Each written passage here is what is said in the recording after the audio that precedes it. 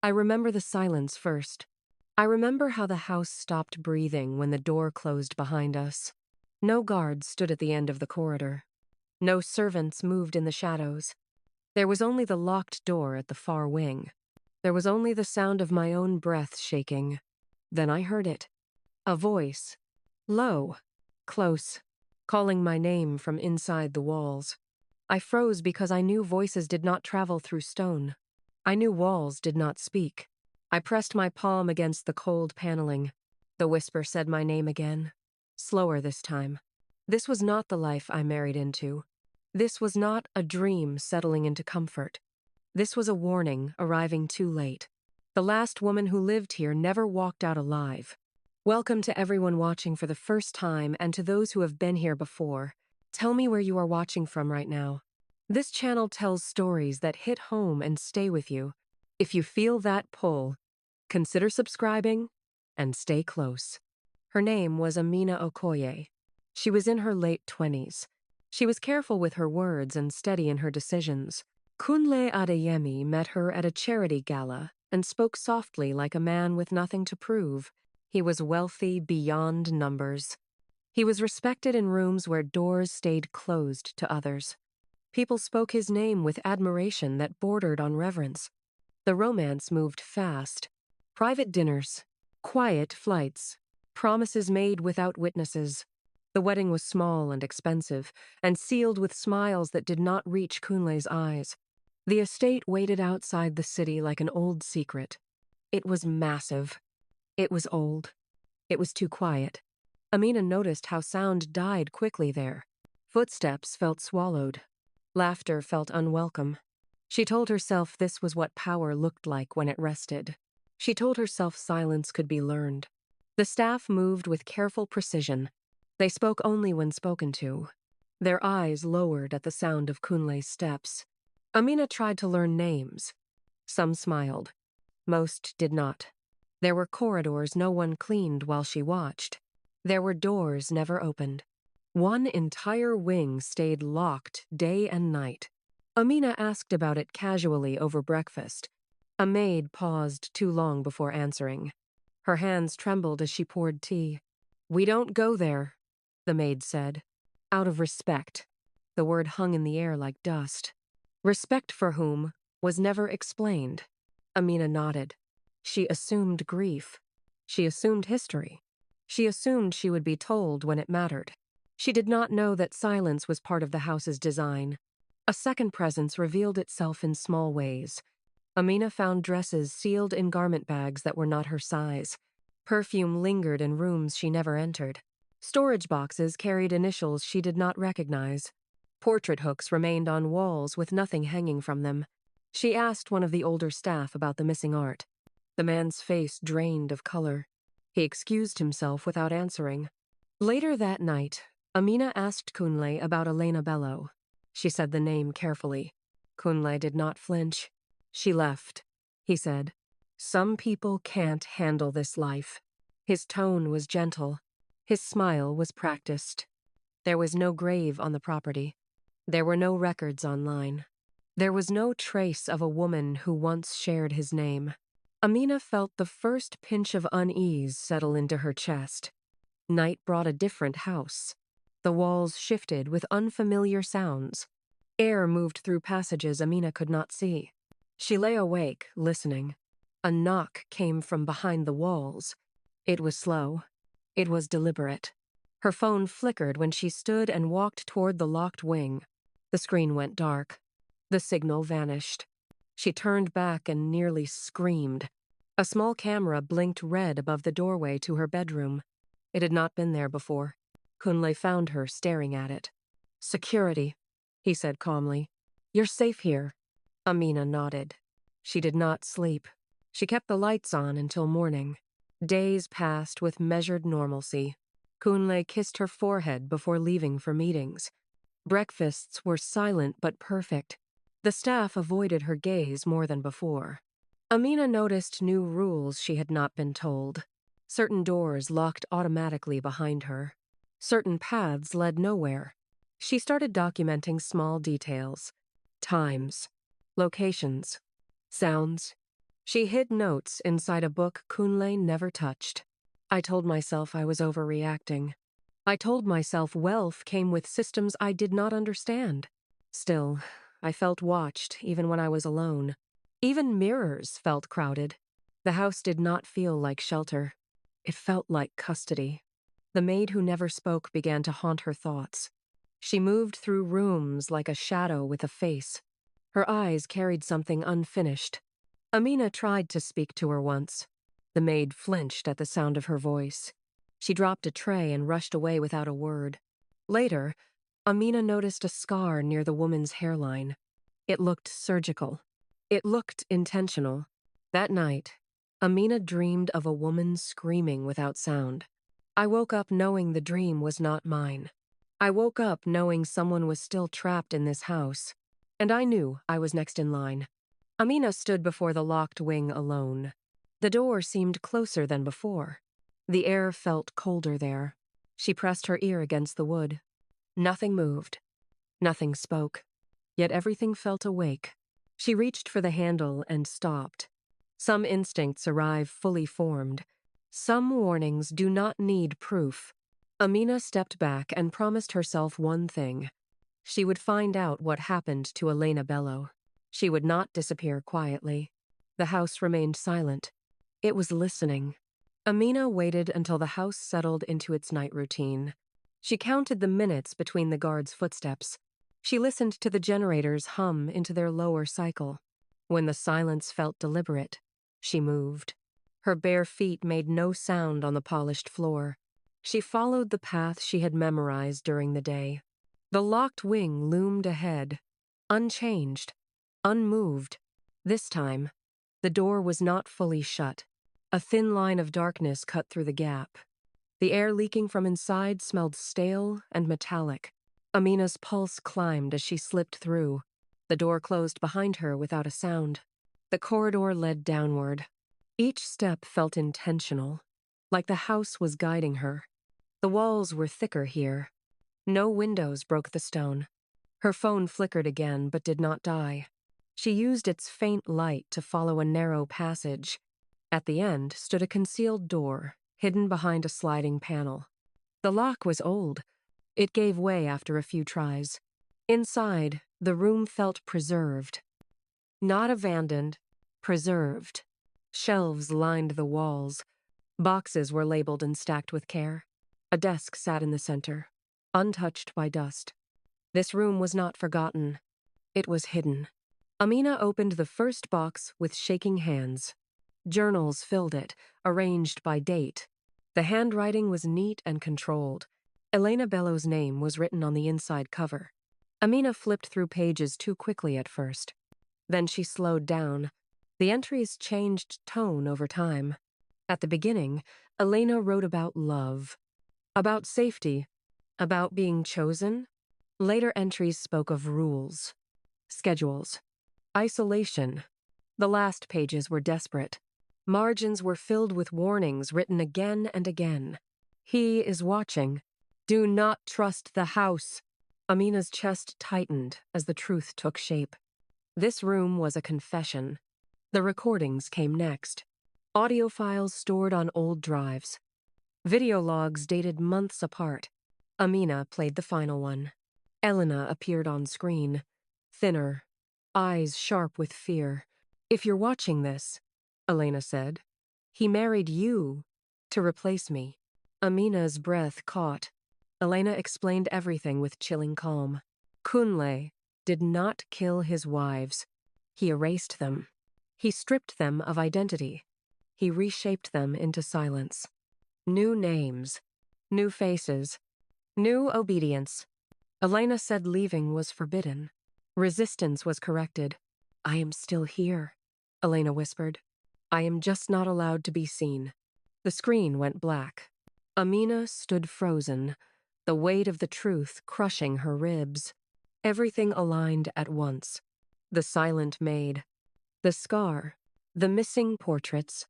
Amina felt sick as recognition settled in. She remembered Elena's face from the recordings. Older now, altered, but unmistakable. Elena was alive. Elena was serving meals. Elena was trapped in plain sight. I felt rage sharpen into focus. Fear burned away and left something steadier behind. I was not chosen for love. I was selected for compliance. Kunle did not want a wife.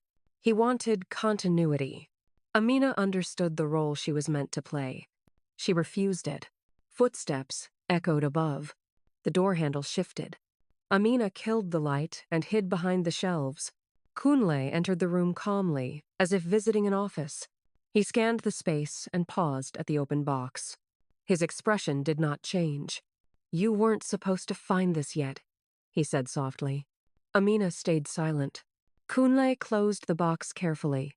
"You should rest," he continued. "This place can confuse people." He left without searching further. The door sealed again. Amina waited until her legs stopped shaking. She knew then that time was limited, and Kunle was always ahead. Amina returned to her bedroom before dawn. She did not confront Elena. Not yet. Exposure would only tighten the leash. Instead, she copied files quietly. She photographed journal pages piece by piece. She stored backups in places Kunle never checked. She sent fragments to contacts she trusted. Lawyers. Journalists. Names Kunle could not erase easily. This was no longer about escape alone. This was about dismantling the system that fed on silence. I stopped thinking like a victim. I started thinking like a witness. And witnesses survive by speaking first. Morning arrived with forced normalcy. Kunle kissed Amina's cheek at breakfast. The silent maid poured tea beside them. Their eyes met briefly. Something passed between them. Recognition. Warning. Hope. Amina's hand trembled as she lifted the cup. She did not look away. Elena's lips tightened almost imperceptibly. They both understood now. The house had chosen its next phase, and it would not end quietly. Days passed with a careful balance of obedience and calculation. Amina moved through the estate with measured calm. She smiled when expected. She spoke only when necessary. Kunle watched her more closely now, not with suspicion, with interest. As if assessing whether she would break or bend, she learned his routines by heart. When he left, when he returned, which calls made him tense, which rooms he never entered. The house felt smaller each day, not because it changed, but because Amina understood it better. Every system has weak points. Every cage has hinges. She intended to find them. Elena remained unreachable in plain sight. The silent maid followed instructions without hesitation. Her movements were precise, her eyes empty when Kunle was near. Amina studied her from afar. She noticed patterns others ignored. Elena avoided mirrors. She flinched at sudden sounds. She never spoke unless spoken to by Kunle himself. At night, Amina replayed Elena's recordings in her mind. The woman in the videos was strong, strategic, defiant. The maid was what remained after resistance was corrected. I promised myself I would not let that happen to me, and I would not leave Elena trapped in silence again. Amina tested boundaries carefully. She asked questions that sounded harmless. She requested access to financial documents under the guise of learning. Kunle approved everything, too easily. His confidence was deliberate. He believed control was permanent once established. Amina learned about shell companies, about private identity services, about facilities that specialized in restructuring lives. The wealth was not just money. It was infrastructure, a system designed to erase and rebuild people. The scope of it chilled her. This was not one man's cruelty. This was a machine. The first real test came unexpectedly. Kunle announced a private dinner. No staff, no guards nearby, just the two of them in the West Wing. Amina felt the trap before it closed.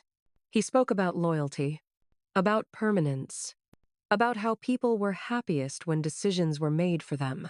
"You're adapting well," Kunle said. Amina nodded. Inside, her heart raced. This was evaluation. This was him deciding her future. I realized then that survival required deception sharper than fear. That night, Amina acted. She accessed Kunle's private server using credentials she memorized weeks ago. She uploaded the remaining files, journals, videos, financial trails. She scheduled releases across multiple platforms. Timed redundancies ensured nothing could be stopped with one command. When she finished, she sat back and exhaled slowly. This was the point of no return. The truth no longer belonged to her alone. It was now louder than the walls. Please take a minute to subscribe if you haven't already. These stories only continue because you stay with them. Kunle noticed the shift immediately. The house reacted before authorities did. Security patterns changed. Doors locked faster. Guards repositioned without explanation. Kunle's tone sharpened. "You seem distant," he said. Amina met his gaze without blinking. "I'm learning," she replied. The silence stretched. Kunle smiled slowly. The kind of smile that precedes decisions. He knew something was wrong. He just didn't know how far it had gone. Elena reached out first. It was subtle. A folded note placed beneath Amina's book. 3 words, written carefully. "I remember myself." Amina felt her throat tighten. They met briefly near the garden path. No words were exchanged. Just a nod. A shared understanding. Elena was not gone. She was waiting. And waiting meant she was still alive inside. I felt hope rise for the first time without fear attached to it. The sirens began just after sunset. Not close. Not yet. But approaching. Kunle stood at the window watching lights move in the distance. "They always think they can reach me," he said calmly. Amina stood behind him. Steady. "This house has buried louder truths than this." He turned toward her. For the first time, his confidence wavered. Not fear. Recognition. He saw that the outcome was no longer his to shape alone. The machine was starting to crack, and it would not stop once it did. The night stretched longer than it should have. Kunle canceled all engagements without explanation. No visitors arrived. No staff rotated shifts. The estate locked itself inward. Amina felt the pressure change, like air before a storm. Kunle watched the surveillance feeds from his study. He did not invite her in. That alone confirmed what she already knew. He was no longer testing her. He was preparing to end something. I stayed calm because panic would shorten my time. Every breath became deliberate. Every step had a reason. Elena was reassigned that night. Amina noticed immediately. Another maid brought tea instead. Elena vanished from her usual routes. That absence screamed louder than any alarm. Amina moved quickly. She searched the lower service corridors. She followed instinct more than logic. Behind the laundry wing, she found a secured door newly activated. Voices came from inside. Kunle's voice was calm, measured, final. Amina backed away before she was seen. Whatever Kunle planned, it involved Elena. And it was happening now. Amina made a choice that closed every remaining exit. She triggered the first scheduled release early. Files began surfacing online. Anonymous tips hit journalists' inboxes. Financial anomalies flagged automatically. The system Kunle built reacted violently. Phones rang throughout the house. Guards received conflicting orders. Kunle's study door slammed open. He stepped into the hall with controlled fury. "What have you done?" he asked quietly. Amina met his eyes. "Spoken," she said. "I felt fear then, sharp and clean, but it no longer owned me." Kunle did not shout. He never did. He approached Amina slowly, like a man reasoning with a child. "You don't understand consequences," he said. "This world eats people who speak." He gestured toward the wing behind him. Elena learned that. Amina's voice did not shake. She remembered herself, she said. Something snapped behind Kunle's eyes. The calm cracked. "You were meant to be better," he said. "I gave you permanence." Amina stepped back. I was never yours to keep. The words landed heavier than any scream. Sirens arrived at the gates before Kunle could move again. This time they were close. Floodlights cut through the trees. Authorities poured onto the grounds with practiced urgency. Kunle laughed softly. "Too late," he said. He reached for Amina's wrist. Guards hesitated, unsure whose orders mattered now. Amina pulled free. "This ends tonight," she said. Kunle's smile widened. "Then you disappear with me." I realized then that he would burn everything rather than lose control. Including himself, the estate turned into noise and motion. Doors forced open. Rooms searched. Staff separated and questioned. Elena emerged from the service wing escorted by officers. She walked slowly, blinking under the lights. Her posture was careful, like someone relearning gravity. Amina caught her eye. Elena nodded once. Nothing else was needed. Kunle was restrained without resistance. He adjusted his cuffs calmly, as if arrest was merely another inconvenience. The house finally exhaled. Interrogations lasted until dawn. Amina answered every question. She named every account, every document, every place Kunle hid his operations. Elena spoke later. Her voice was hoarse but steady. Each word reclaimed something stolen. The machine unraveled quickly once exposed. Money froze. Partners vanished. Silence collapsed under scrutiny. I felt exhaustion settle into my bones, but it carried relief with it. This time, the truth was louder than fear. Amina left the estate after sunrise. She did not look back. Elena stood beside her at the gate. Free, unmasked, alive. The mansion loomed behind them, stripped of power. Amina breathed deeply for the first time in weeks. She walked toward a future without walls, without whispers, without ownership. She married into wealth, but survived because she refused to disappear. Stay connected. Subscribe, like, comment, and share your thoughts below. This story only lives because you are here to hear it. The city did not wait for healing.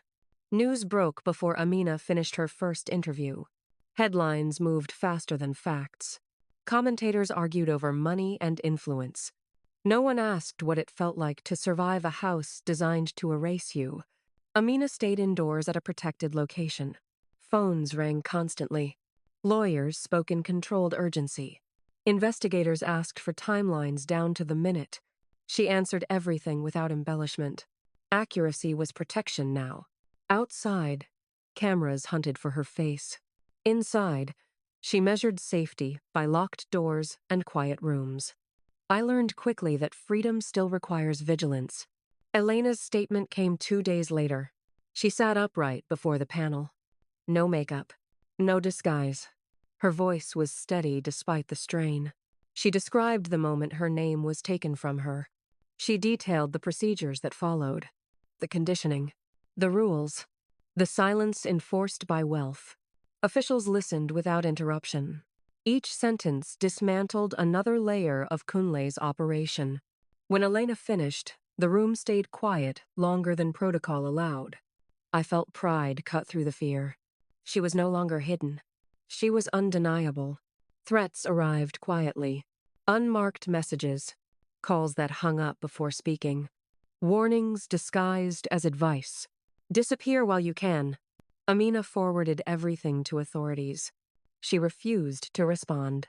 Kunle's reach extended further than his arrest. Old partners attempted distance. Some attempted pressure. The machine was wounded, not dead. Amina adjusted routines again. She trusted fewer faces. She slept lightly. I reminded myself that fear feeds silence. I refused to feed it. Court dates were scheduled. Evidence lists grew longer. Financial seizures expanded daily. Kunle entered the courtroom composed. His suit was immaculate. His expression unreadable. He did not look at Amina until proceedings began. When he did, his gaze carried calculation, not regret. Amina testified without raising her voice. She spoke of systems, not emotions. Facts built walls no charm could climb. I felt my hands shake only after I stepped down. That was when I knew the weight had shifted. Please take a minute and subscribe if you haven't. These stories continue because you stay with them. Outside the courthouse, Elena waited. She stood taller than before. She wore her own clothes. They walked together through a narrow exit. No words passed between them. Shared history made speech unnecessary. Reporters shouted questions. Security cleared a path. Amina felt the sun on her face and welcomed it. It felt earned. I understood then that survival is louder when witnessed. Kunla's network began collapsing publicly. Foundations froze accounts. Executives resigned quietly. Documents surfaced connecting disappearances across borders. What was once rumor became record. Amina watched from a distance. She did not celebrate. She observed. Machines do not fall cleanly. They grind until exposed to light. I felt relief tempered by caution. Justice moves slower than damage. One evening, Amina received a request. A closed-door meeting. Prosecutors wanted her input on a larger case. She agreed after careful review. Inside the conference room, maps covered the walls. Connections stretched beyond what she imagined. Kunle had not acted alone. He had optimized cruelty. Amina spoke plainly. She identified patterns. She named risks. I realized then I was no longer running. I was shaping outcomes. Night settled quietly when Amina returned home. No sirens followed. No footsteps tracked her movement. She stood by the window and allowed stillness to exist. Elena called to say she found an apartment. A real one. With windows she could open. Amina smiled and closed her eyes briefly. The past did not vanish. It loosened its grip. I understood that survival was not the end of the story. It was the beginning of responsibility. The trial entered its final phase quietly. No spectacle, no last-minute drama. Just evidence stacking higher than Kunle's influence could reach. Amina sat through the closing arguments without flinching. She watched the jury follow documents instead of faces. Power loses its grip when truth becomes procedural. Kunle listened with his hands folded. His composure never cracked, not when accounts were traced, not when witnesses connected the pattern. Only when Elena's name was spoken did his jaw tighten. I felt the weight lift slightly then. He could no longer rewrite reality. The verdict came in the early afternoon. Guilty on all counts. No gasp filled the room. No outburst followed. Kunle nodded once, as if acknowledging a delay rather than an ending. Elena exhaled slowly. Amina closed her eyes for a brief second. Justice did not feel victorious.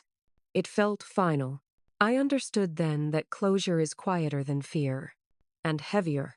Outside, the air felt different. Not lighter. Clearer. Reporters shouted questions that no longer mattered. Amina declined interviews. She had said everything that needed to be said under oath. Elena stood beside her, steady.